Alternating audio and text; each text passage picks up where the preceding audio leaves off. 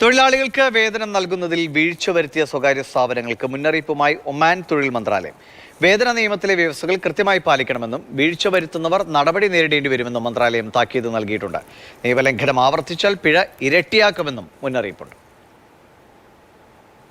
തൊഴിലാളികൾക്ക് വേതന സംരക്ഷണം ഉറപ്പാക്കുന്ന വേജ് പ്രൊട്ടക്ഷൻ സംവിധാനം കഴിഞ്ഞ വർഷമാണ് ഒമാനിൽ നടപ്പാക്കിയത്. ഈ വർഷം ഓഗസ്റ്റ് 20 വരെ 57,735 സ്ഥാപനങ്ങൾ രജിസ്റ്റർ ചെയ്തിട്ടുണ്ടെങ്കിലും WPS സംവിധാനം വഴി ശമ്പളം നൽകുന്നതിൽ പല കമ്പനികളും വീഴ്ച വരുത്തി.